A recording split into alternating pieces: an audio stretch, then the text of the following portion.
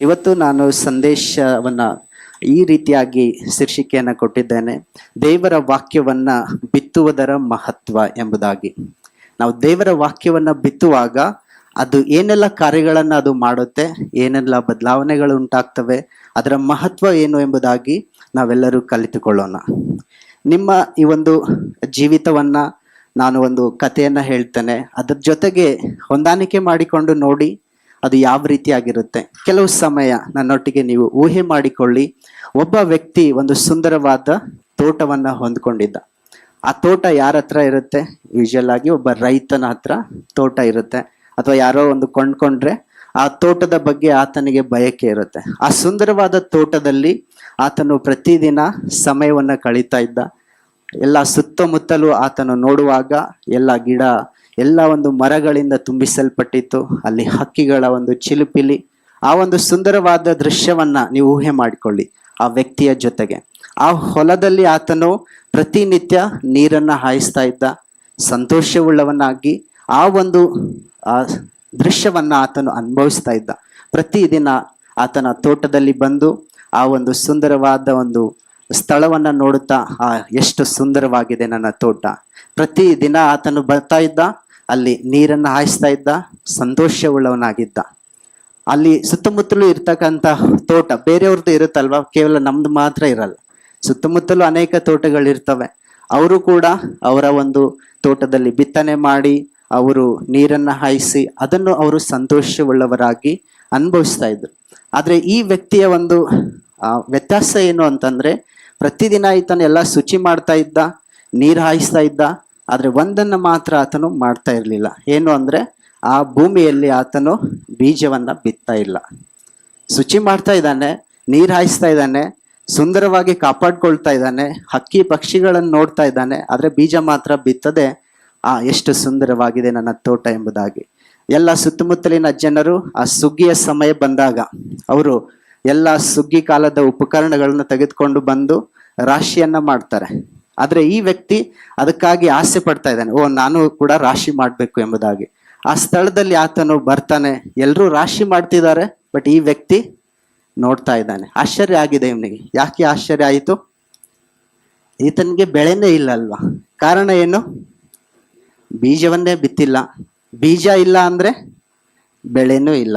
No seed no harvest ಅಲ್ವಾ? ಅನೇಕ ಬಾರಿ ನಮ್ಮ ಒಂದು ಜೀವಿತಗಳಲ್ಲಿ ವಿಶ್ವಾಸಿಗಳು ಈ ರೀತಿಯಾಗಿ ಬಯಸುವುದುಂಟು. ನನಗೆ ಬಿಡುಗಡೆ ಬೇಕು, ನನಗೆ ಸ್ವಸ್ಥತೆ ಬೇಕು, ನನಗೆ ಜಯ ಬೇಕು, ನಾನು ಯಾವಾಗಲೂ ಸಂತೋಷವುಳ್ಳವನಾಗಿರ್ಬೇಕು ಎಂಬುದಾಗಿ ಬಯಸ್ತೇವೆ.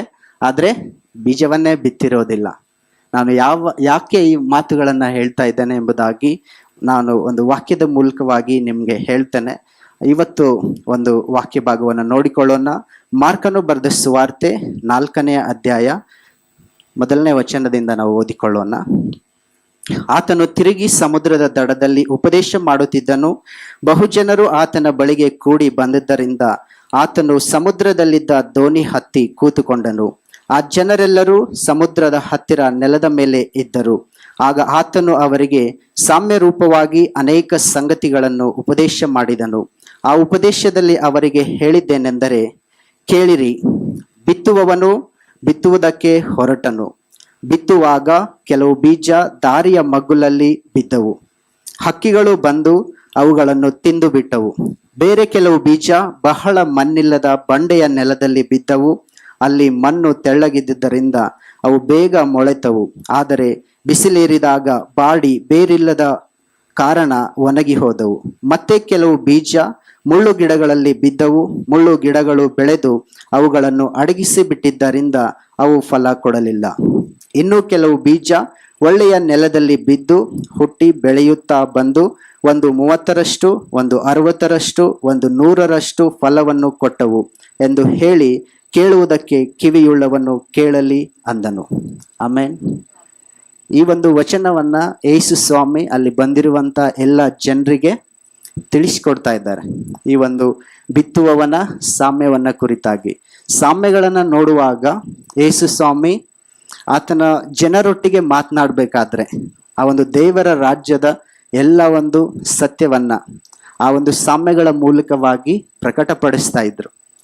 ಆಗ ಅಲ್ಲಿರುವಂಥ ಜನರಿಗೆ ಈ ಸಾಮ್ಯ ಅಂದರೆ ಏನು ಅಂದರೆ, ಇದು ಪ್ರತಿದಿನ ನಮ್ಮ ವೈಯಕ್ತಿಕ ಜೀವಿತದಲ್ಲಿ ನಾವು ಕಾಣುವಂಥ ದೃಶ್ಯಗಳೇನಿವೆ ಅದರ ಒಂದು ಉದಾಹರಣೆಯ ಮೂಲಕವಾಗಿ ಆತ್ಮಿಕ ಸತ್ಯಗಳನ್ನು ಅಡಗಿಸಿ ಒಂದು ಕಥೆಯನ್ನು ಹೇಳುವಂಥದ್ದು.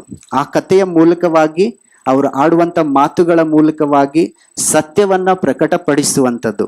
ನಾವು ಮೊದಲಿಗೆ ಅದನ್ನು ಕೇಳಿಸ್ಕೊಳ್ಬೇಕಾದ್ರೆ ಬೀಜ ಬಿತ್ತುವವನು ಎಂಬುದಾಗಿ ನೋಡುವಾಗ ನಮಗೆ ತಲೆಯಲ್ಲಿ ಬರೋದೇನು, ಒಬ್ಬ ರೈತ ಬೀಜ ಬಿತ್ತಕ್ಕೆ ಹೋಗ್ತಾನೆ. ಅವನಿಗೆ ಹೊಲ ಇದೆ ಅಂದಮೇಲೆ ಬೀಜ ಬಿತ್ತಬೇಕು, ಹೊಲಕ್ಕೆ ಹೋಗ್ತಾನೆ ಅಂತ ನಾವು ನಮ್ಮ ಮನಸ್ಸಿಗೆ ಅದೇ ಬರುತ್ತೆ. ಆದರೆ ಆತ್ಮಿಕವಾಗಿ ಯೇಸು ಸ್ವಾಮಿ ಅಲ್ಲಿ ಒಂದು ಸತ್ಯವನ್ನ ಪ್ರಕಟಪಡಿಸ್ತಾ ಇದ್ದಾರೆ.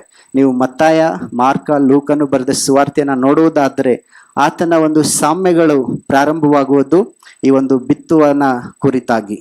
ಸೊ ಈ ಸಾಮ್ಯ ತುಂಬಾ ಪ್ರಾಮುಖ್ಯವಾಗಿದೆ ಎಂಬುದಾಗಿ ಯೇಸು ಸ್ವಾಮಿ ತಿಳಿಸ್ತಾ ಇದ್ದಾರೆ. ಯೇಸು ಸ್ವಾಮಿ ಅಲ್ಲಿರುವ ಗುಂಪಿನೊಟ್ಟಿಗೆ ಈ ಸಾಮ್ಯವನ್ನ ಹೇಳಿದಾಗ ಅಲ್ಲಿ ಶಿಷ್ಯರು ಯೇಸುವಿಗೆ ಪ್ರಶ್ನೆ ಮಾಡ್ತಾರೆ. ನೀವು ಮುಂದುವರೆದು ಆ ಭಾಗವನ್ನು ನೋಡೋದಾದ್ರೆ, ಯಾಕೆ ಸ್ವಾಮಿ ಇವರಿಗೆ ನೀನು ಸಾಮ್ಯ ರೂಪದಲ್ಲಿ ಮಾತನಾಡ್ತೀಯ ಎಂಬುದಾಗಿ ಕೇಳ್ತಾರೆ. ಆದ್ರೆ ಯೇಸು ಸ್ವಾಮಿ ಏನು ಹೇಳ್ತಾರೆ, ಆತನು ಒಬ್ಬನೇ ಇದ್ದಾಗ ಆತನ ಹತ್ತಿರ ಇದ್ದವರು 12 ಮಂದಿ ಶಿಷ್ಯರು ಕೂಡ ಆ ಸಾಮ್ಯಗಳ ವಿಷಯದಲ್ಲಿ ಆತನು ಕೇಳಿದರು. ಆತನು ಅವರಿಗೆ, ದೇವರ ರಾಜ್ಯದ ಗುಟ್ಟು ನಿಮಗೆ ಕೊಟ್ಟಿದೆ, ಹೊರಗಿನವರಿಗೆ ಎಲ್ಲವೂ ಸಾಮ್ಯದ ಮರೆಯಲ್ಲಿದೆ. ದೇವರ ರಾಜ್ಯದ ಗುಟ್ಟು ಯಾರಿಗೆ ಕೊಡಲ್ಪಟ್ಟಿದೆ? ಯೇಸುವಿನ ಶಿಷ್ಯರಿಗೆ ಕೊಡಲ್ಪಟ್ಟಿದೆ. ಕಳೆದ 2 ಭಾನುವಾರದ ಹಿಂದೆ ನಾವು ಯೇಸುವಿನ ಶಿಷ್ಯರ ಕುರಿತಾಗಿ, ಯೇಸು ಸ್ವಾಮಿ ಶಿಷ್ಯತ್ವದ ಕುರಿತಾಗಿ ಕೆಲವು ಮಾತುಗಳನ್ನು ಹೇಳಿದ್ದನ್ನು ನೆನಪಿಸ್ಕೊಳ್ಳಿ. ನಾವು ಕೂಡ ಆತನ ಶಿಷ್ಯರಾಗಿದ್ದೇವಾ ಇಲ್ವಾ ಎಂಬುದಾಗಿ ಅನೇಕ ಪ್ರಶ್ನೆಗಳು ಆ ಸಮಯದಲ್ಲಿ ಉಂಟಾಯಿತು. ಹೌದೋ ಇಲ್ವೋ? ನಿಜವಾಗ್ಲೂ ನಾವು ಆತನ ಶಿಷ್ಯರಾಗಿದ್ರೆ ಈ ಒಂದು ಪ್ರಕಟಣೆಗಳು ನಮಗೂ ಕೂಡ ಕೊಡಲ್ಪಟ್ಟಿದೆ. ಸೊ ಯಾರೆಲ್ಲ ಆತನ ಶಿಷ್ಯರಾಗಿದ್ದೀರೋ ಅವರಿಗೆ ಈ ದೇವರ ರಾಜ್ಯದ ಗುಟ್ಟು ಕೊಡಲ್ಪಟ್ಟಿದೆ. ಸೊ ಬೇರೆಯವರಿಗೆ ಇದು ಯಾವ ರೀತಿಯಾಗಿದೆ? ಸಾಮ್ಯವಾಗಿ ಒಂದು ಕಥೆಯಾಗಿ ಅಷ್ಟೇ ಕಾಣುತ್ತೆ. ಈ ಒಂದು ಭಾಗದಲ್ಲಿ ನಾವು ಗಮನಿಸಿ ನೋಡ್ಬೇಕಾದ್ರೆ ಏನೆಲ್ಲ ಕಾರ್ಯಗಳು ನಡೀತಾ ಇವೆ ಎಂಬುದಾಗಿ ನೋಡಿಕೊಳ್ಳೋಣ. ಇಲ್ಲಿ ನಾನು ಮೊದಲೇ ಒಂದು ಕತೆ ಹೇಳಿದ್ನಲ್ಲ, ಒಬ್ಬ ವ್ಯಕ್ತಿಗೆ ಸುಂದರವಾದ ತೋಟ ಇತ್ತು. ಆ ತೋಟದಲ್ಲಿ ಬೀಜ ಬಿತ್ತಿಲ್ಲ, ಆದರೆ ಫಲವನ್ನ ಬಯಸ್ತಾ ಇದ್ದಾನೆ. ಆ ರೀತಿಯಾಗಿ ನಮ್ಮ ಜೀವಿತಗಳು ಏನಾದರೂ ಇದ್ರೆ, ಸೊ ಇಡೀ ಬೆಳಗಿನ ಸಮಯದಲ್ಲಿ ನಾವು ದೇವರ ಕಡೆಗೆ ತಿರುಗಿಕೊಂಡು, ದೇವರೇ ನನ್ನ ಹೃದಯದಲ್ಲಿ ನಾನು ಬೀಜವನ್ನ ಬಿತ್ತಬೇಕು ಎಂಬುದಾಗಿ. ಬೀಜ ಅಂದ್ರೆ ಏನು? ಸಾಮ್ಯವನ್ನ ದೇವರು ಇಲ್ಲಿ ಶಿಷ್ಯರಿಗೆ ವಿವರಿಸುವಾಗ ಹೇಳ್ತಾರೆ. ನೀವು 14ನೇ ವಚನವನ್ನ ನೋಡೋದಾದ್ರೆ, ಆ ಬಿತ್ತುವವನು ವಾಕ್ಯವೆಂಬ ಬೀಜವನ್ನ ಬಿತ್ತುತ್ತಾನೆ. ಸೊ ಇಲ್ಲಿ ಬೀಜ ಅನ್ನೋದಾದ್ರೆ ಏನು? ದೇವರ ವಚನವೇ ಅದು ಬೀಜವಾಗಿದೆ. ಸೊ ಇದನ್ನ ನಾನು ಸಿದ್ಧ ಮಾಡಿಕೊಳ್ಬೇಕಾದಾಗ ಬೀಜ ಎಂಬುದಾಗಿ ನೋಡುವಾಗ ನನ್ನ ಒಂದು ಸ್ಕೂಲ್ ಡೇಸ್ಗೆ ನಾನು ಹೋದೆ. ನಮ್ಮ ಸ್ಕೂಲ್ ಡೇಸಲ್ಲಿ ನೀವು ಯಾರೆಲ್ಲ ಪ್ರೈಮರಿ ಸ್ಕೂಲಲ್ಲಿದ್ರೋ ನಿಮ್ಗೆ ನೆನಪಿಸ್ಕೊಳ್ಳಿ.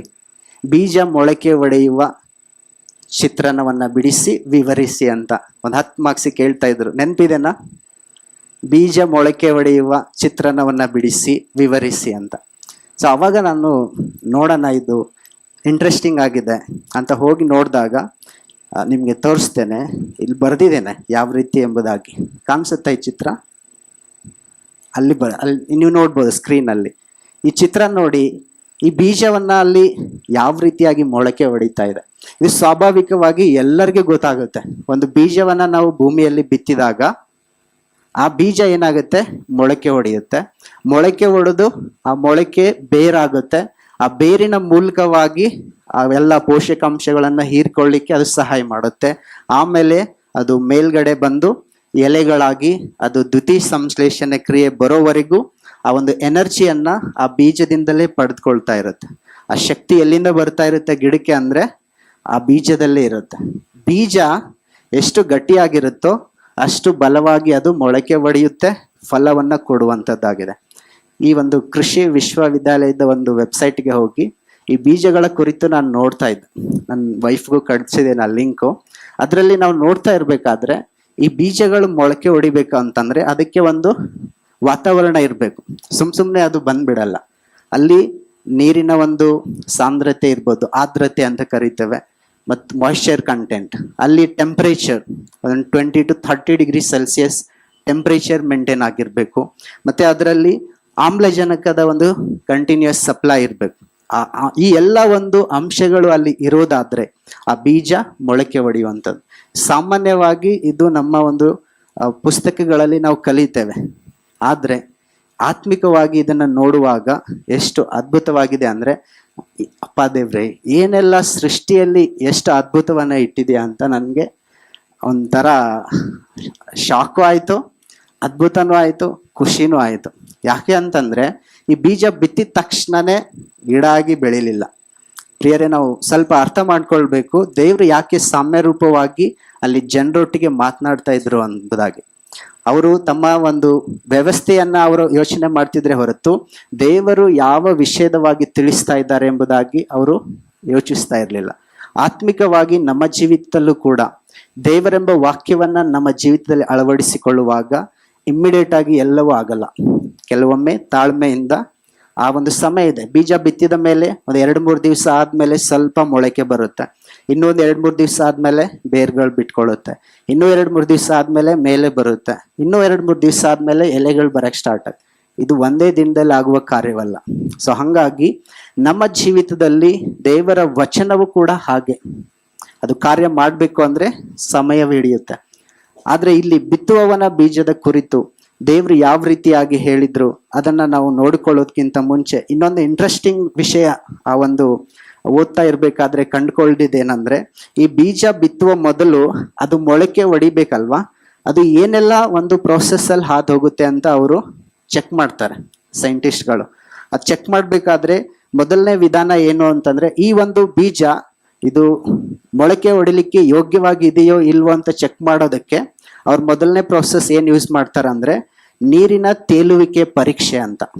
ನೀರಿನ ತೇಲುವಿಕೆ ಪರೀಕ್ಷೆ ಅಂದ್ರೆ ಎಲ್ಲಾ ಬೀಜಗಳನ್ನ ಒಂದು ಪಾತ್ರೆಯಲ್ಲಿ ಹಾಕ್ತಾರೆ. ಆ ಪಾತ್ರೆಯಲ್ಲಿ ಹಾಕಿದ ಬೀಜಗಳು ನೀರನ್ನ ಅಬ್ಸರ್ವ್ ಮಾಡಿ ಒಂದ್ ವೇಳೆ ಮುಳುಗಿದ್ರೆ ಆ ಬೀಜ ಫಲವತ್ತಾಗಿದೆ, ಇದು ಮೊಳಕೆ ಹೊಡೆಯುತ್ತೆ ಎಂಬುದಾಗಿ. ಯಾವೆಲ್ಲ ತೇಲಾಡ್ತಾವೋ ಅದು ಮೊಳಕೆ ಹೊಡೆಯೆಲ್ಲ ತೆಗೆದು ಹಾಕ್ಬೇಕು. ಇದನ್ನ ಓದ್ತಾ ಇರ್ಬೇಕಾದ್ರೆ ಒಂದು ತಲೆಗೆ ಹಂಗೆ ಒಂದು ಆಲೋಚನೆ, ನಾವೆಲ್ಲರೂ ಯೇಸು ಸ್ವಾಮಿನ ರಕ್ಷಣೆಯನ್ನ ಹೊಂದ್ಕೊಂಡಿದ್ದೇವೆ. ನಾವು ಮೊದಲನೇ ಕಾರ್ಯ ಮಾಡ್ತಾ ಇರೋದೇನು? ನೀರಿನ ದೀಕ್ಷಾ ಸ್ನಾನ. ಸೊ ನಾವು ಕೂಡ ನೀರಲ್ಲಿ ಮುಳುಗ್ತೇವೆ. ಸೊ ಯಾರೆಲ್ಲ ನೀರಿನ ದೀಕ್ಷಾ ಸ್ನಾನ ತೆಗೆದುಕೊಂಡಿದ್ದೀರೋ ನಿಮ್ಮ ಜೀವಿತದಲ್ಲಿ ನೀವು ಮೊಳಕೆ ಹೊಡೆಯೋದು ಖಂಡಿತ. ಒಂದು ವೇಳೆ ತೇಲಾಡುತ್ತಾ ಹೋದ್ರೆ ಮೊಳಕೆ ಹೊಡೆಯಲಿಕ್ಕೆ ಸಾಧ್ಯವಿಲ್ಲ. ಸೊ ನಾವು ಒಂದು ಫಲವತ್ತಾದ ಬೀಜವಾಗಬೇಕು. ಆ ಬೀಜ ಆಲ್ರೆಡಿ ದೇವರು ನಮಗೆ ಕೊಟ್ಟಿದ್ದಾರೆ, ಕ್ರಿಸ್ತೇಸುವಿನ ಮೂಲಕವಾಗಿ, ಆತನ ವಚನದ ಮೂಲಕವಾಗಿ ಕೊಟ್ಟಿದ್ದಾರೆ.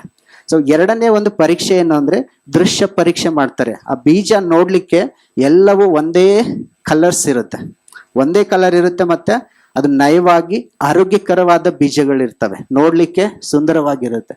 ಹಂಗೆ ನಮ್ಮನ್ನು ಕೂಡ ನೋಡ್ಬೇಕಾದ್ರೆ ಯೇಸು ಸ್ವಾಮಿ ಯಾವ ರೀತಿ ನೋಡಕ್ ಇಷ್ಟಪಡ್ತಾರಂದ್ರೆ ಪರಿಶುದ್ಧರಾಗಿರ್ಬೇಕು ಎಂಬುದಾಗಿ. ಸೊ ಅದನ್ನ ನೋಡುವಾಗ ಎಷ್ಟು ಕನೆಕ್ಷನ್ ಇದೆಯಲ್ಲ ಅಂತ ಒಂದು ಆಶ್ಚರ್ಯ ಆಯಿತು ನನಗೆ. ಆಮೇಲೆ ಮೂರನೇದು ನೋಡೋದಾದ್ರೆ ಸ್ಥಿರತೆ ಬಗ್ಗೆ ನೋಡ್ತಾರೆ.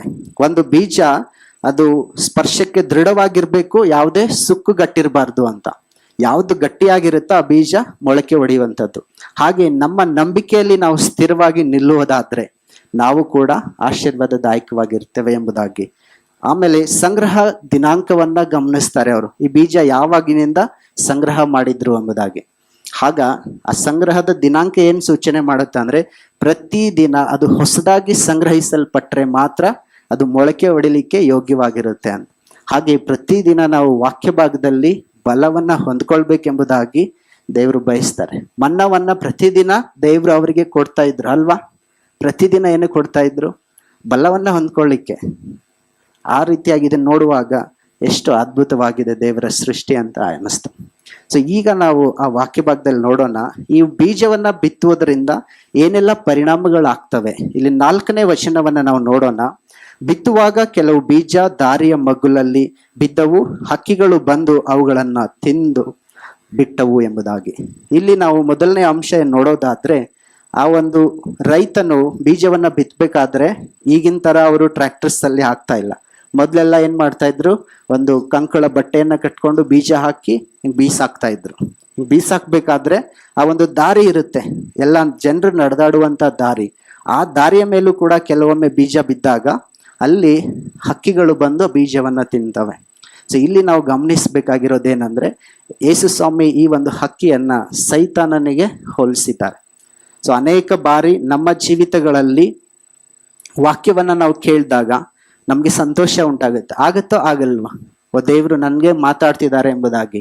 ಆದ್ರೆ ಪ್ರಿಯರೇ, ಯಾವಾಗೆಲ್ಲ ನೀವು ಸಂತೋಷವಾಗಿ ವಾಕ್ಯವನ್ನ ಸ್ವೀಕರಿಸ್ತೀರೋ, ಆ ವಾಕ್ಯವನ್ನ ನೀವು ಅರ್ಥ ಮಾಡಿಕೊಳ್ಳದೆ ಹೋದ್ರೆ ಕ್ಷಣ ಮಾತ್ರದಲ್ಲಿ ಆ ವಾಕ್ಯವು ನಿಮ್ಮಿಂದ ಹಾರಿ ಹೋಗುವಂಥದ್ದು.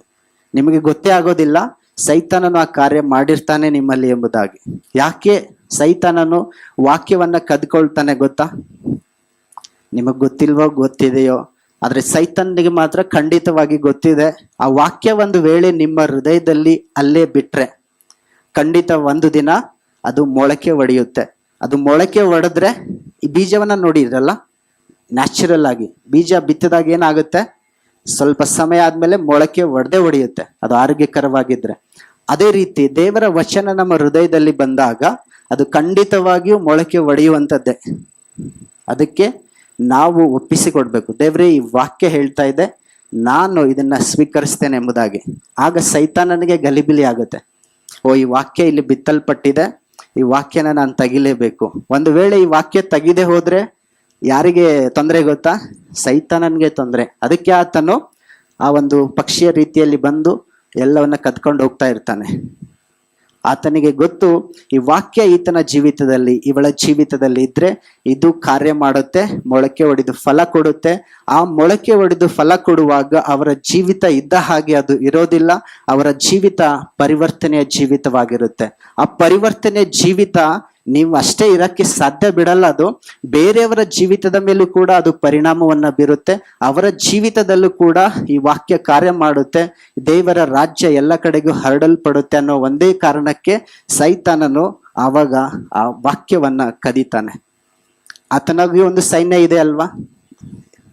ಸೈತಾನನಿಗೂ ಒಂದು ಸೈನ್ಯ ಇದೆ. ಆತನ ಸೈನ್ಯಗೆ ಏನು ಹೇಳ್ತಾನೆ ಅವನು ಅಂದ್ರೆ, ನೀವು ಯಾರೆಲ್ಲ ವಾಕ್ಯ ಕೇಳಿಸ್ಕೊಳ್ತಿದಾರೋ, ಯಾರ ಹೃದಯದಲ್ಲಿ ಇದು ಬಿತ್ತಲ್ಪಡ್ತಾ ಇದೆಯೋ ಆ ವಾಕ್ಯವನ್ನ ಕದೀರಿ ಎಂಬುದಾಗಿ. ಸೈತಾನನು ಎಲ್ಲ ಕಡೆಗೂ ಇರಕ್ಕೆ ಸಾಧ್ಯನೇ ಇಲ್ಲ.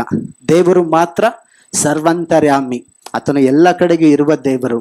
ಆದ್ರೆ ಸೈತಾನನಿಗೆ ಎಲ್ಲ ಕಡೆಗೂ ಇರಕ್ಕಾಗಲ್ಲ. ಅದಕ್ಕೆ ದೇವರ ವಚನವನ್ನ ನಾವು ನಮ್ಮ ಹೃದಯದಲ್ಲಿ ಅದನ್ನ ಗಟ್ಟಿಯಾಗಿ ಹಿಡಿದು ಪೋಷಿಸಿದರೆ ಅದು ಫಲವನ್ನ ಕೊಡುವಂಥದ್ದು, ಅದು ಅನೇಕ ಜನರಿಗೆ ಆಶೀರ್ವಾದದಾಯಕವಾಗಿರುವಂಥದ್ದು. ಒಂದು ವೇಳೆ ಆ ವಾಕ್ಯವನ್ನ ನೀವು ಅರ್ಥ ಮಾಡಿಕೊಳ್ಳದೆ ಹೋದ್ರೆ ಸೈತಾನನು ಬಂದು ಆ ವಾಕ್ಯವನ್ನ ಕದಿಯುವಂತವನಾಗಿದ್ದಾನೆ. ಸೊ ಮುಂದುವರಿದ್ದು ನಾವು ಇದರ ಬಗ್ಗೆ ಸ್ವಲ್ಪ ತಿಳಿದುಕೊಳ್ಳೋದಾದ್ರೆ, ಕೆಲವೊಮ್ಮೆ ನೀವು ಪ್ರಾರ್ಥಿಸ್ತಾ ಇರ್ಬೋದು, ನಮಗೆ ಹೊಟ್ಟೆ ನೋವಾಗಿದೆ, ದೇವ್ರೇ ನಿನ್ನ ವಾಕ್ಯ ಹೇಳುತ್ತೆ ನೀನು ಆರೋಗ್ಯದಾಯಕನು ಎಂಬುದಾಗಿ, ನಾನು ಯೇಸುವಿನ ನಾಮದಲ್ಲಿ ಇದು ಈಗಲೇ ಸ್ವಸ್ಥವಾಗ್ಲಿ ಎಂಬುದಾಗಿ ಪ್ರಾರ್ಥಿಸ್ತಾ ಇರ್ಬೋದು. ನೆಕ್ಸ್ಟ್ ಡೇ ಆ ಪೇನ್ ಇನ್ನೂ ಜಾಸ್ತಿ ಆಗಿರುತ್ತೆ. ಆಮೇಲೆ ಇನ್ನೂ ಅನೇಕ ಸಮಸ್ಯೆಗಳು ಉಂಟಾಗ್ಬೋದು. ಆಗ ನಿಮ್ಮ ಮನಸ್ಸೇನಾಗುತ್ತೆ, ಆ ಬಿತ್ತಲ್ಪಟ್ಟ ಬೀಜದ ಮೇಲೆ ಇರಲ್ಲ, ಆ ಹೊಟ್ಟೆ ನೋವು ಮೇಲಿರುತ್ತೆ, ಅಥವಾ ಇನ್ನು ಬೇರೆ ನೋವುಗಳ ಮೇಲಿರುತ್ತೆ. ಆಗ ನೀವೇನ್ ಮಾಡ್ತೀರಾ, ಆ ವಚನದ ಮೇಲೆ ಪ್ರಾರ್ಥನೆ ಮಾಡೋದನ್ನ ಬಿಟ್ಟು ಸೈತಾನನ ಒಂದು ನೋವಿನ ಮೇಲೆನೆ ಯೋಚನೆ ಇದ್ದಾಗ ನಿಮ್ಮಲ್ಲಿರುವಂತ ವಾಕ್ಯ ಅದು ಕದಿಯಲ್ಪಡುತ್ತೆ. ಆಗ ನಾವು ಸೋಲಲ್ಪಡ್ತೇವೆ. ಆ ಬೀಜ ನಮ್ಮಲ್ಲಿ ಮೊಳಕೆ ಒಡೆಯಲಿಕ್ಕೆ ಆಗೋದಿಲ್ಲ. ಕಾರಣ ಏನು ಅಂದ್ರೆ, ನಮ್ಮ ಎಲ್ಲಾ ಗಮನ ಆ ರೋಗದ ಮೇಲೆ, ಆ ನೋವಿನ ಮೇಲೆ ಇರೋದ್ರಿಂದ ಆ ಕಾರ್ಯವನ್ನ ನಾವು ಅನುಭವಿಸ್ಲಿಕ್ಕೆ ಆಗಲ್ಲ. ಅನೇಕ ಜನರು ನೀವು ಸ್ವಸ್ಥತೆಗಾಗಿ ಪ್ರಾರ್ಥಿಸ್ತಾ ಇದ್ದೀರಾ, ಯೇಸುವಿನ ಬಾಸುಂಡೆಗಳಿಂದ ನಾನು ಸ್ವಸ್ಥನಾದೆನು ಎಂಬುದಾಗಿ ವಾಕ್ಯವನ್ನ ಹಿಡಿದು ಪ್ರಾರ್ಥಿಸ್ತಾ ಇದ್ದೀರಾ. ಅದನ್ನ ಮುಂದುವರೆದು ಪ್ರಾರ್ಥಿಸಿರಿ. ಖಂಡಿತವಾಗಿಯೂ ಆ ಬಿತ್ತಲ್ಪಟ್ಟಂತ ದೇವರ ವಚನ ನಿಮ್ಮಲ್ಲಿ ಕಾರ್ಯ ಮಾಡುವಂತದ್ದಾಗಿದೆ. ಒಂದು ವೇಳೆ ನೀವು ಅದನ್ನ ಬಿಟ್ರೆ ಸೈತಾನನು ಕದ್ಕೊಂಡು ಹೋಗ್ತಾನೆ. ಈ ಆಲೋಚನೆಗಳೇನ್ ಬರುತ್ತಲ್ಲ, ಆ ಸಮಯದಲ್ಲಿ ಸೈತಾನನು ಈಸಿಯಾಗಿ ವಾಕ್ಯನ ತೆಗೆದುಕೊಂಡು ಹೋಗ್ತಾನೆ. ಅಂದ್ರೆ ಬೀಜ ಬಿತ್ತಲ್ಪಟ್ಟಿದೆಯಲ್ಲ, ಅಲ್ಲಿ ತೆಗೆದುಕೊಂಡು ಹೋಗ್ಬಿಟ್ರೆ ಅಲ್ಲಿ ಬೆಳೆ ಬರೋದೇ ಇಲ್ಲ. ಸೊ ಆ ಕೆಲಸ ಸೈತಾನನು ಆಗಾಗ ಮಾಡ್ತಾ ಇರ್ತಾನೆ. ಎರಡನೇ ವಿಷಯ, 5 ಮತ್ತು 6ನೇ ವಚನದಲ್ಲಿ ನಾವು ನೋಡೋದಾದ್ರೆ, ಬೇರೆ ಕೆಲವು ಬೀಜ ಬಹಳ ಮಣ್ಣಿಲ್ಲದ ಬಂಡೆಯ ನೆಲದಲ್ಲಿ ಬಿದ್ದವು. ಅಲ್ಲಿ ಮಣ್ಣು ತೆಳ್ಳಗಿದ್ದರಿಂದ ಅವು ಬೇಗ ಮೊಳೆತವು, ಆದರೆ ಬಿಸಿಲೇರಿದಾಗ ಬಾಡಿ ಬೇರಿಲ್ಲದ ಕಾರಣ ಒಣಗಿ ಹೋದವು. ಈ ಬಂಡೆಯ ಕಲ್ಲು ಏನಿರುತ್ತೆ, ಅಲ್ಲಿ ತೆಳುವಾದ ಪದರಿರುತ್ತೆ. ಬೀಜ ಅಲ್ಲಿ ಬಿತ್ತಲ್ಪಟ್ಟಾಗ ಸ್ವಲ್ಪ ಮೊಳಕೆ ಹೊಡೆದು ಅದು ಬಿಸಿಲೇರಿದಾಗ ಅದು ಅಲ್ಲೇ ನಾಶವಾಗುತ್ತೆ. ಅನೇಕ ಬಾರಿ ನಮ್ಮ ಜೀವಿತಗಳಲ್ಲಿ ಹೇಗೆ ಆಗಿರುತ್ತೆ ಅಂದ್ರೆ, ವಚನವನ್ನ ಏನೋ ಕೇಳ್ತೇವೆ, ಆ ಸಮಯದಲ್ಲಿ ಸಂತೋಷವಾಗುತ್ತೆ, ಜೀವನದಲ್ಲಿ ಸಂಕಟಗಳು, ಕಷ್ಟಗಳು ಅನೇಕ ರೋಗಗಳು, ಹಣಕಾಸಿನ ಒಂದು ತೊಂದರೆ ಉಂಟಾದಾಗ ಎಲ್ಲವನ್ನು ಬಿಟ್ಬಿಡ್ತವೆ. ನಮ್ಮ ಗಮನ ಯಾವಾಗಲೂ ಆ ಸಮಸ್ಯೆಗಳ ಮೇಲೆ ಇರುತ್ತೆ, ಹಣಕಾಸಿನ ಮೇಲೆ ಇರುತ್ತೆ, ತೊಂದರೆ ಮೇಲೇನೆ ಇರೋದ್ರಿಂದ ಈ ದೇವರ ವಚನ ನಮ್ಮಲ್ಲಿ ಕಾರ್ಯನೇ ಮಾಡಲ್ಲ. ಆಗ ಸೈತಾನನಿಗೆ ತುಂಬಾ ಈಸಿ, ಪಟ್ಟನ್ ತಗೊಂಡು ಹೋಗ್ಬಿಡ್ತಾನೆ, ಬೀಜನೇ ಇಲ್ವಲ್ಲ ಅಲ್ಲಿ. ಸೊ ಹಾಗಾಗಿ ಈ ಒಂದು ಎರಡನೇ ವಿಷಯ ಏನು ಅಂದ್ರೆ, ವಾಕ್ಯದ ನಿಮಿತ್ತವಾಗಿ ನಮ್ಗೆ ಸಂಕಟವಾಗ್ಲಿ ಹಿಂಸೆ ಆಗ್ಲಿ ಬಂದ್ರೆ ಅದು ಬೇಗ ನಾವು ಎಡೆ ಬೀಳ್ತೇವೆ. ಅದಕ್ಕೆ ಯೇಸು ಸ್ವಾಮಿ ಹೇಳಿದ್ರು, ಭಯ ಪಡ್ಬೇಡ್ರಿ, ಈ ಲೋಕದಲ್ಲಿ ನಿಮ್ಗೆ ಸಂಕಟಗಳುಂಟು, ಭಯ ಪಡ್ಬೇಡಿ. ಸಂಕಟಗಳಿದ್ರೂ ಕೂಡ ಅದನ್ನ ನಾನು ಜಯಿಸಿದ್ದೇನೆ, ಆ ಜಯಿಸಿದ ಬಲವನ್ನ ನಾನು ನಿಮ್ಗೆ ಕೊಡ್ತೇನೆ ಎಂಬುದಾಗಿ ಯೇಸು ಸ್ವಾಮಿ ಹೇಳಿಲ್ವಾ? ಅದನ್ನ ನಾವು ಗಟ್ಟಿಯಾಗಿ ಹಿಡ್ಕೊಂಡು ಈ ಸಂಕಟಗಳ ಮಧ್ಯದಲ್ಲೂ ದೇವರೇ ನಾನು ಈ ವಾಕ್ಯವನ್ನ ಗಟ್ಟಿಯಾಗಿ ಪೋಷಿಸ್ತೇನೆ, ಇದು ನನ್ನ ಜೀವಿತದಲ್ಲಿ ಕಾರ್ಯ ಮಾಡಲಿ ಎಂಬುದಾಗಿ ಇರುವಾಗ ಮಾತ್ರ ನಾವು ಆ ಒಂದು ಫಲವನ್ನ ಕಾಣಲಿಕ್ಕೆ ಸಾಧ್ಯವಾಗುವಂಥದ್ದು. ಸೊ ಈ ಒಂದು ಸಮಯದಲ್ಲಿ ನಾವು ಇನ್ನೊಂದು ವಚನವನ್ನ, ಅದ್ರ ಮುಂದಿನ ಭಾಗವನ್ನ ನೋಡೋದಾದ್ರೆ, ಮೂರನೇ ಅಂಶ ಲೋಕದ ಒಂದು ಚಿಂತೆಗಳು, ಪ್ರಪಂಚದ ಚಿಂತೆಗಳು. 18 ಮತ್ತು 19ನೇ ವಚನದಲ್ಲಿ ನೋಡುವಾಗ ಅಲ್ಲಿ ಇನ್ನೂ ಕೆಲವರು ವಾಕ್ಯವನ್ನ ಕೇಳಿದಾಗ್ಯೂ ಪ್ರಪಂಚದ ಚಿಂತೆಗಳು, ಐಶ್ವರ್ಯದಿಂದ ಉಂಟಾಗುವ ಮೋಸವು, ಇತರ ವಿಷಯಗಳ ಮೇಲಿನ ಆಶೆಗಳು ಒಳಗೆ ಸೇರಿ ಆ ವಾಕ್ಯವನ್ನು ಅಡಗಿಸಿ ಬಿಡುವುದರಿಂದ ಫಲವನ್ನು ಕೊಡದೇ ಇರುತ್ತಾರೆ. ಇವರೇ ಮುಳ್ಳು ಗಿಡಗಳಲ್ಲಿ ಬೀಜ ಬಿದ್ದ ನೆಲವಾಗಿರುವರು. ಕೆಲವೊಮ್ಮೆ ಏನಾಗುತ್ತೆ, ಬೀಜ ಬಿತ್ತಿದ ತಕ್ಷಣ ಸೈತಾನನು ತೆಗೆದುಕೊಂಡು ಹೋಗ್ತಾನೆ. ಆಮೇಲೆ ನೀವು ಮತ್ತೆ ಬೀಜ ಅದು ಬಿತ್ತಲ್ಪಟ್ಟಾಗ ಬಂಡೆ ಕಲ್ ಮೇಲೆ ಇರುತ್ತೆ. ಬಿಸಿಲೇರಿದಾಗ ಅಂದ್ರೆ ಕಷ್ಟ ಸಂಕಟಗಳು ಬಂದಾಗ ವಾಕ್ಯ ಅದು ನಮ್ಮಿಂದ ತೆಗೆಯಲ್ಪಡುವಂಥದ್ದು. ಈಗ ಮೂರನೇದಾಗಿ ನೋಡೋದಾದ್ರೆ, ಪ್ರಪಂಚದ ಚಿಂತೆಗಳು, ಯಾವಾಗಲೂ ಆಲೋಚನೆಗಳಿರ್ತವೆ. ಆ ಒಂದು ಯಾವುದೇ ಆಲೋಚನೆಗಳು ನಿಮ್ಮನ್ನ ಕಾಡ್ತಾ ಇದ್ರೆ, ನೀವು ಅನೇಕ ಬಾರಿ ನನ್ನ ಮುಂದಿನ ಜೀವಿತ ಏನು, ಭವಿಷ್ಯ ಹೇಗಿರುತ್ತೆ, ಮನೆಯ ಎಲ್ಲ ಒಂದು ಪರಿಸ್ಥಿತಿ ಏನು, ಇನ್ನೂ ನಾನು ಸ್ವಸ್ಥವಾಗಿಲ್ವಲ್ಲ, ಅನೇಕ ಒಂದು ಆಲೋಚನೆಗಳು ನಿಮ್ಮಲ್ಲಿ ಕಾಡುವಾಗ ಭಯ, ಆತಂಕ ಇವೆಲ್ಲ ಉಂಟಾಗುವಂಥದ್ದು. ಇವೆಲ್ಲ ಉಂಟಾದಾಗ ಏನಾಗುತ್ತೆ, ನಿಮ್ಮಲ್ಲಿರುವಂಥ ವಾಕ್ಯ ಕದಿಯಲ್ಪಡುತ್ತೆ. ಸೊ ಅದಕ್ಕಾಗಿ ನಾವು ಯಾವಾಗಲೂ ಚಿಂತೆ ಮಾಡಬಾರ್ದು. ಸೊ ದೇವರ ವಚನ ಹೇಳುತ್ತೆ, ನಿಮ್ಮ ಚಿಂತಾ ಭಾರವನ್ನ ದೇವರ ಮೇಲೆ ಹಾಕ್ರಿ ಎಂಬುದಾಗಿ. ಏನಕ್ಕೆ ಆ ವಚನ ಹೇಳುತ್ತೆ? ನಾವು ಯಾವಾಗಲೂ ಚಿಂತೆ ಮಾಡ್ತಾ ಇದ್ರೆ ಚಿಂತೆ 0 ತೆಗೆದ್ಬಿಟ್ರೆ ಚಿತ್ತೆ ಆಗ್ಬಿಡುತ್ತೆ. ಚಿಂತೆ ಮಾಡ್ತಾ ಎಲ್ಲಿ ಹೋಗುತ್ತೆ, ಅದು ಚಿತೆಗೆ ಹೋಗ್ಬಿಡುತ್ತೆ. ಸೊ ಅದಕ್ಕಾಗಿ ಚಿಂತೆ ಮಾಡಬೇಡಿ ಅಂತ ದೇವ್ರು ಹೇಳೋದು. ಭಯ ಪಡಬೇಡ್ರಿ, ನಾನೇ ನಿಮ್ಮೊಂದಿಗೆ ಇದ್ದೇನೆ ಎಂಬುದಾಗಿ ದೇವ್ರು ಏನಕ್ಕೆ ಹೇಳ್ತಾ ಇರೋದು? ನಾವು ಭಯ ಬೀಳ್ತೇವೆ, ಅದಕ್ಕೆ ದೇವ್ರು ಹೇಳ್ತಿರೋದು ಭಯ ಪಡಬೇಡಿ, ಚಿಂತೆ ಮಾಡಬೇಡಿ. ಯೋಚನೆ ಮಾಡ್ತಾ ಇದ್ರೆ ನಾವು ಸೋತ್ ಹೋಗ್ತೇವೆ. ಅದಕ್ಕೆ ನಿಮ್ಗೆ ಒಂದು ವೇಳೆ ಚಿಂತೆ ಕಾಡ್ತಾ ಇದ್ರೆ ದೇವರನ್ನ ಆರಾಧಿಸಿರಿ, ದೇವರನ್ನ ಸ್ತುತಿಸಿರಿ. ಸುಮ್ಮನೆ ನೀವು ಆರಾಧನೆ ಮಾಡೋದಾದ್ರೆ ಸೈತಾನನಿಗೆ ಏನೂ ಆಗಲ್ಲ.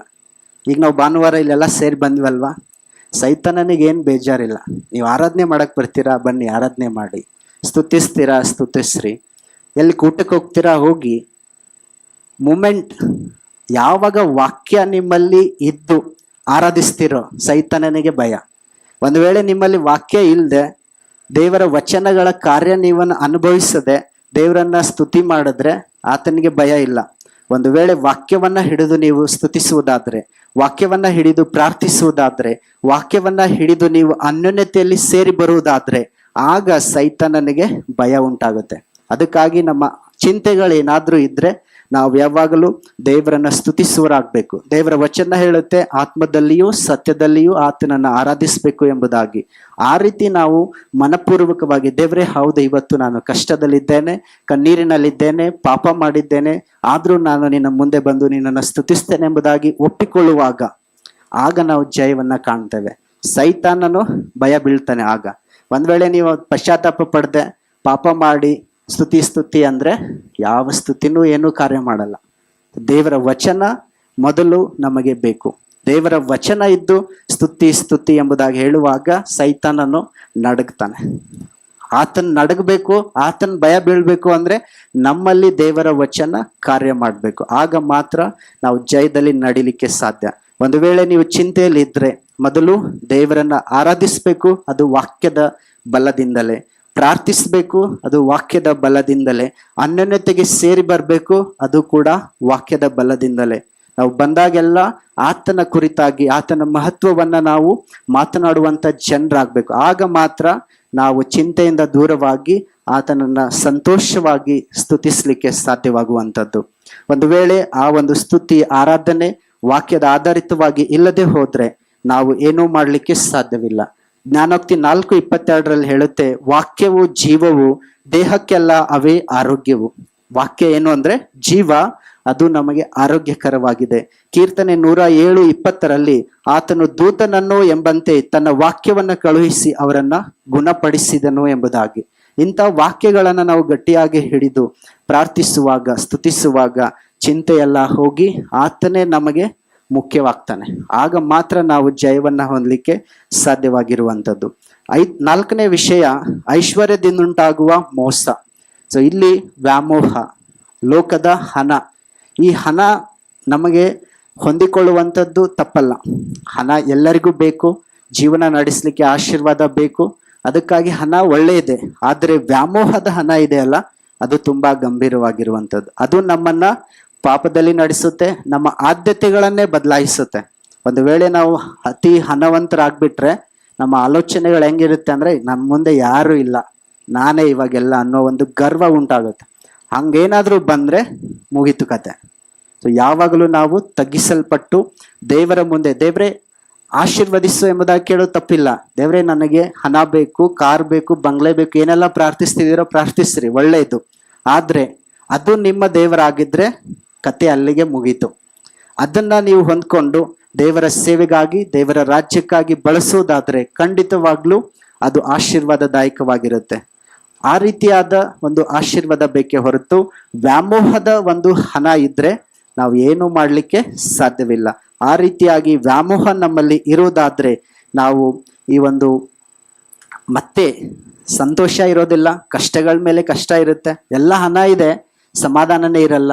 ಅಭಿವೃದ್ಧಿ ಇದೆ, ಕುಟುಂಬ ಸಮಸ್ಯೆಗಳಿರ್ತವೆ, ಎಲ್ಲ ಆಶೀರ್ವಾದಗಳಿವೆ, ತಂದೆ ಮಕ್ಕಳು, ತಾಯಿ ಹೆಂಡತಿ ಗಂಡಂದಿರು ಯಾವುದೇ ಒಂದು ಸಮಾಧಾನದಿಂದ ಜೀವಿಸ್ತಾನೆ ಇರಲ್ಲ.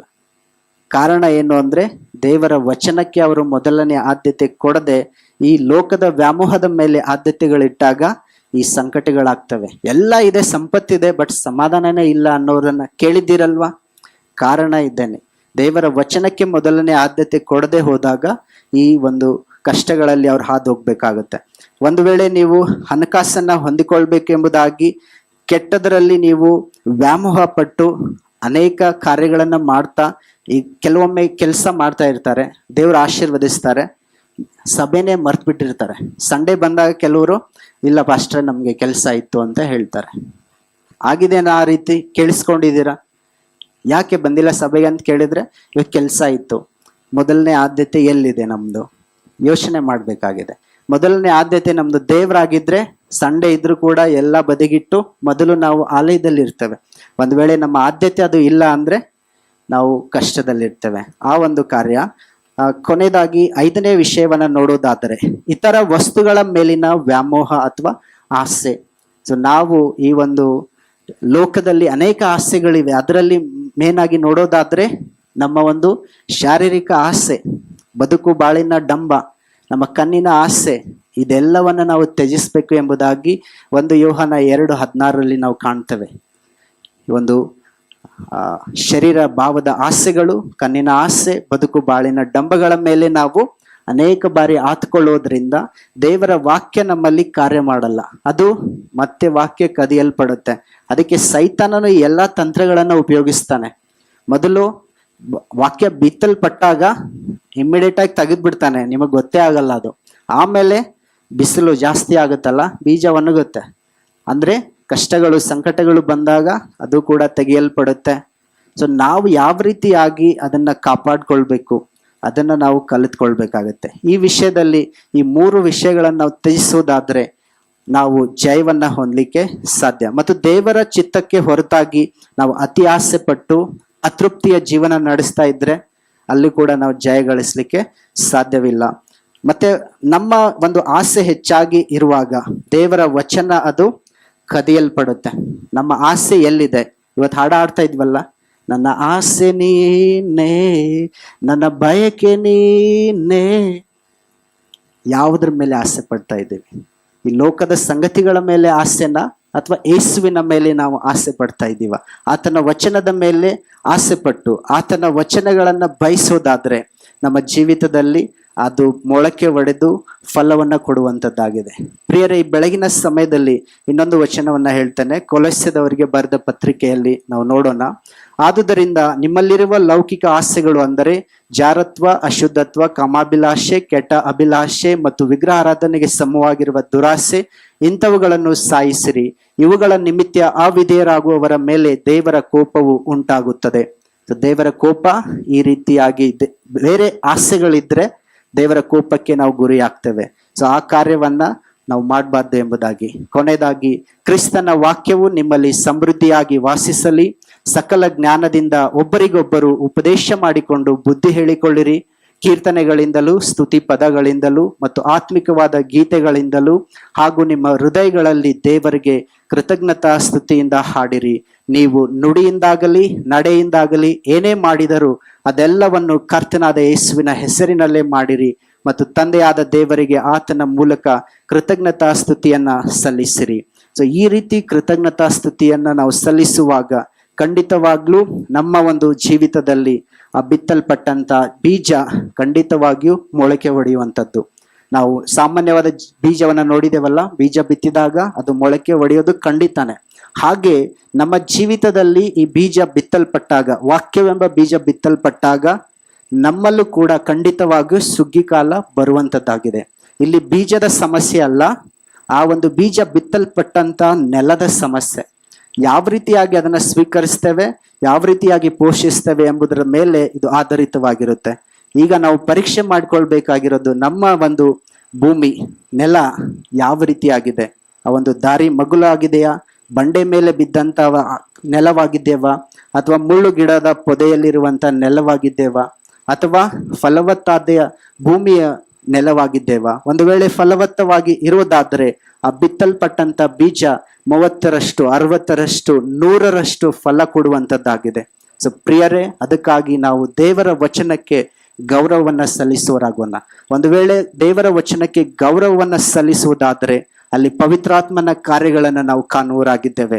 ಆದಿಕಾಂಡದಲ್ಲಿ ನಾವು ನೋಡ್ತೇವೆ, ದೇವರು ಈ ಸೃಷ್ಟಿಯನ್ನ ಮಾಡುವಾಗ ಆ ಒಂದು ಭೂಮಿ ಆಕಾರವಿಲ್ಲದೆ ಬರಿದಾಗಿಯೂ ಇತ್ತು. ಆ ಸಮಯದಲ್ಲಿ ಪವಿತ್ರಾತ್ಮನು ಅಲ್ಲಿ ಚಲಿಸುವಾಗ ದೇವರು ಹೇಳಿದ್ರು, ಇಲ್ಲಿ ಬೆಳಕು ಉಂಟಾಗಲಿ ಎಂಬುದಾಗಿ. ಅಲ್ಲಿ ಬೆಳಕು ಉಂಟಾಯಿತು. ಆತನು ಹೇಳಿದ್ದು ದೇವರ ವಚನದಿಂದ. ಬೀಜ ಬಿತ್ತಲ್ಪಟ್ಟಾಗ ಅದ್ಭುತ ಕಾರ್ಯಗಳನ್ನು ನಾವು ಕಾಣ್ತೇವೆ. ಆ ರೀತಿಯಾಗಿ ನಮ್ಮ ಜೀವಿತಗಳಲ್ಲಿ ದೇವರ ವಚನಕ್ಕೆ ನಾವು ಗೌರವಿಸೋಣ, ದೇವರ ವಚನದಲ್ಲಿ ನಾವು ಬೆಳೆಯೋರಾಗೋಣ. ನಿಮ್ಮ ಯಾವುದೇ ಸಮಸ್ಯೆಗಳ ಬಗ್ಗೆ ತಲೆ ಕೆಡಿಸ್ಕೋಬೇಡಿ. ದೇವರ ವಚನದಿಂದ ತುಂಬಿಸಲ್ಪಟ್ಟಾಗ ಅದರ ಆಶೀರ್ವಾದವನ್ನ ಹೇರಳವಾಗಿ ಪಡೆದುಕೊಂಡು ಫಲಭರಿತವಾಗಿರ್ಲಿಕ್ಕೆ ದೇವರು ಸಹಾಯ ಮಾಡಲಿ.